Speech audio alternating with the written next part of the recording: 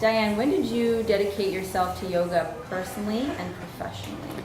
I dedicated myself to yoga personally, probably it was 31 years ago.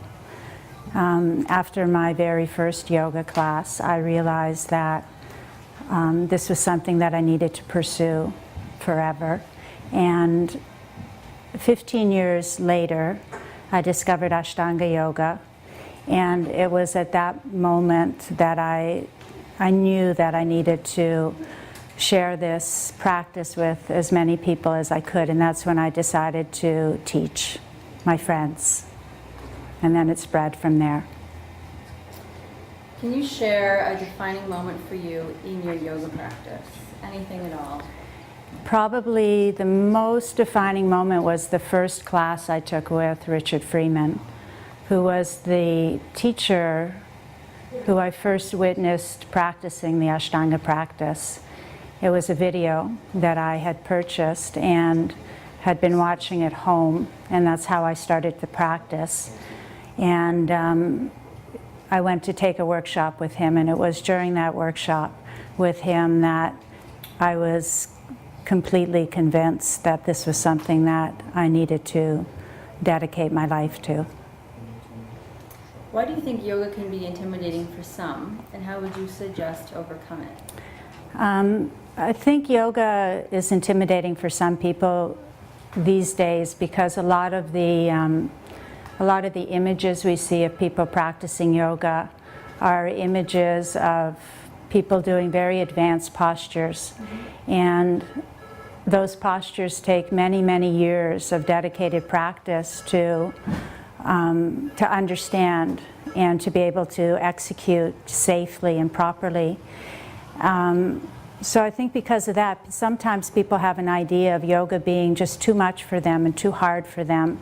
And the best way to overcome that is to begin to practice yoga with a teacher who's teaching a beginner class. So to find the right class so that you're in a class with people who have never done yoga before, just like you, and then the practice is broken down and taught in a way that it's accessible to everybody.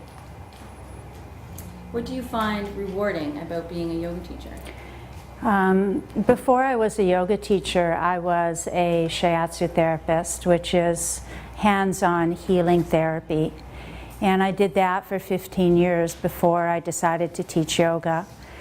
And while I was doing my one-on-one therapy with people, I realized that so many of their complaints about how their bodies were hurting them and not functioning, so many of these complaints were related to stress that's being held in the body. And when I started to teach yoga, I realized that by teaching yoga, I could reach out to a lot of people, far more people than one-on-one, and just teach people how to take care of themselves so that people are less dependent on therapists to help them. So then what qualities do you think that people should look for in an instructor and in a yoga studio? I think everybody looks for different qualities in different people, and for me personally, it's, I guess, the quality of compassion and kindness that is paramount. But I know other people are really comfortable being with a teacher who's harsh and intense because it makes them work harder, and that's what they're looking for.